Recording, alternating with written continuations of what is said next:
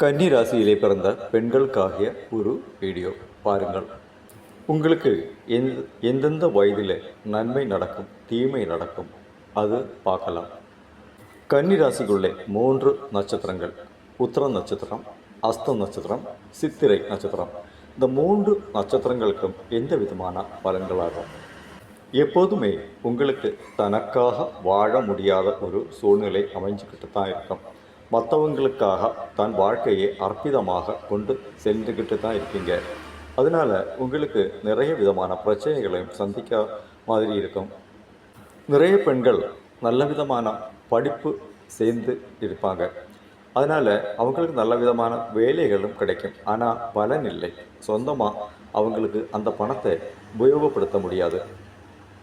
இவங்க சின்ன வயசில் கல்யாணம் பண்ணிட்டா அந்த ஒரு வாழ்க்கை நல்லபடியாக அமையாது. அது பிரிந்து வாழ வேண்டியதான ஒரு சூழ்நிலைக்கு கொண்டு செல்லப்படும்.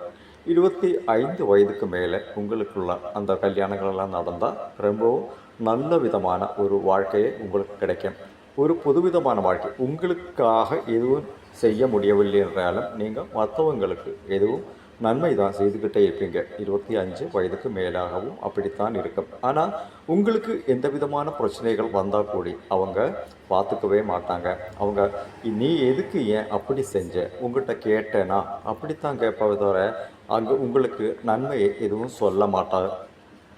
கன்னிராசி பெண்களுக்கு யூட்ரஸ் சம்பந்தமான ஏதாவது பிரச்சனைகள் அடிக்கடி வந்துக்கிட்டு தான் இருக்கும். அந்த பிரச்சனைகள் ரொம்ப வேதனைக்கு இடமாகவும் ரொம்ப பணம் ரொம்ப செலவாகும்படியாகவும் இருக்கும். அது எல்லாமே உங்களுடைய குணத்தால் தான் அது மாதிரி வருது. உன்னுடைய குணம் அந்த மாதிரி இருக்கிறனால தான் அப்படி வருன்னு அந்த வீட்டில் உள்ளவங்களெல்லாம் உங்களை குறை சொல்லும்படியாக இருக்கும்.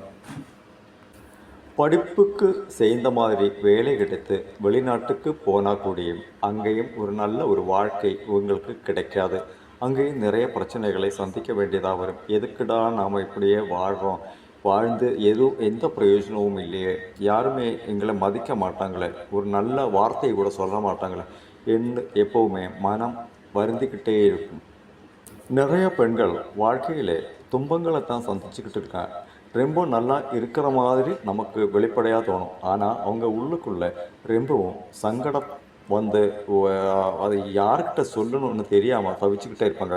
கணவன்கிட்ட சொன்னால் கணவன் கேட்க மாட்டேங்க, மாமியார்கிட்ட சொன்னால் மாமியார் கேட்க மாட்டேங்க, அம்மா கிட்ட சொன்னால் அம்மாவுக்கு அது புரியாது, நீ அங்கேயே போயிடுன்னு அவங்கள்ட்ட குத்தி விடுவாங்க. எது செஞ்சாலும் சரி அதை குத்தி காட்டிக்கிட்டே இருப்பாங்க. இது இவங்களுக்கு எப்போவுமே ஒரு மன உளைச்சலுக்கு ஆளாகும். கன்னிராசியிலே பெண்கள் யாராவது இருந்தால் 27 வயசுக்கு அப்புறமாக திருமணத்தை நடத்துவது ரொம்பவும் நல்லா இருக்கும். அது ஒரு விதமான ஒரு முன்னேற்றத்தை உங்களுக்கு கொடுக்கும். அப்போதைக்கும் உங்களுக்கு ஒரு வேலை கிடைக்கலாம், இல்லாவது ஏதாவது செஞ்சு பிழைக்கும்படியான ஒரு மனம் உங்களுக்கு வந்து சேரும். யாரும் இல்லை என்றாலும் நான் தனித்து பிழைத்துக்கிடுவேன் என்னுள்ள ஒரு மனம் உங்களுக்கு வந்து சேரும். குலதெய்வ வழிபாடுகள் எல்லாம் உங்களுக்கு ரொம்பவும் நன்றாக ஒரு வாழ்க்கையை கொடுக்கும். குலதெய்வத்தை நன்றாக வணங்கவும். எந்த விதமான இடங்கள்லேயும் எந்த வித பிரச்சனைகளுக்கும் தீர்வு கிடைக்காது. அது நீங்கள் புரிஞ்சுக்கலாம். ஏன்னா சில பேர் சொல்லுவாங்க, கோயிலில் பரிகாரம் பண்ணால் அந்த பிரச்சனைக்கு முடிவு கிடைக்கும்னு. அப்படி ஒன்றும் இல்லை. பிரச்சனைக்கு முடிவு நாமளே தான் கண்டு வரணும். இல்லாமல் மற்றவங்களோ கடவுளோ அதுக்கு பொறுப்பே இல்லை.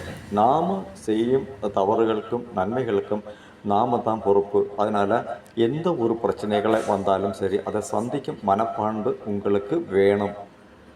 கன்னிராசி பெண்களுக்கு இன்னும் ஒரு பிரச்சனை என்னென்னா, இவங்க கல்யாணம் பண்ணி போகிற வீட்டில் அவங்க ஏதாவது அவங்களுக்கு பிடிக்காத நிலைமைக்கு வரும்போது அவங்க ஏதாவது கடவுளுக்கு கூப்பிட்டு இல்லாத செய்வினைகளோ அப்படி ஏதாவது செஞ்சு உங்களுக்கு கெடுதல் பண்ணுறதுக்காக நினைப்பாங்க. அதனால் தேவையில்லாத பெரிய பிரச்சனைகளுக்கு இடமாகும். நீங்கள் புருஷன் பொண்டாட்டி சேர்ந்து இன்னொரு வீடு எடுத்து மாறி போனால் கூடியும் இவங்க இங்கே உங்களை குத்தி காட்டிகிட்டே இருப்பாங்க. அவளால் தான் அது நடந்தது, அவளால் தான் அது நடந்தது, இல்லைன்னா என் பையன் எங்கள் கூடயே இருந்திருப்பான்னு அவங்களே சொல்லும்படியாக இருக்கும்.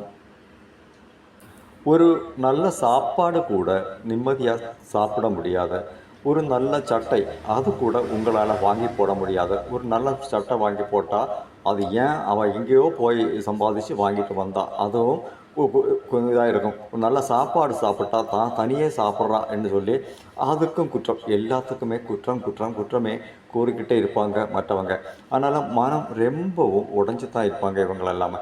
அதனால் எப்போவுமே தனித்து நின்று போராடும் ஒரு மனம் உங்களுக்கு வேணும். அதான் தான் உங்களுக்கு வெற்றியே கிடைக்கும். இந்த இப்போ நடந்துக்கிட்டு இருக்கிற இந்த ஒரு காலம் உங்களுக்கு ரொம்பவும் நன்மை தான் கொடுக்கும்.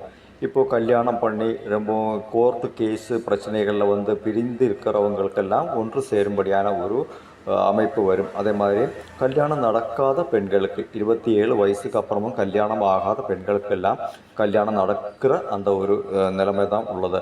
அதாவது 2026 முடியறதுக்குள்ளே உங்களுக்கு இந்த மாதிரியான காரியங்களெல்லாம் நடக்கும். வேலை இல்லையா, அது வேலையெல்லாம் கிடைக்கும். அது எல்லாமே இந்த 2026க்குள்ளே தான் உங்களுக்கு அந்த மாதிரியான வாய்ப்புகள் எல்லாம் கிடைக்கும். அப்போது இனி வர்ற வாழ்க்கையாவது நல்லபடியாக வாழ கற்றுக்கிடணும்.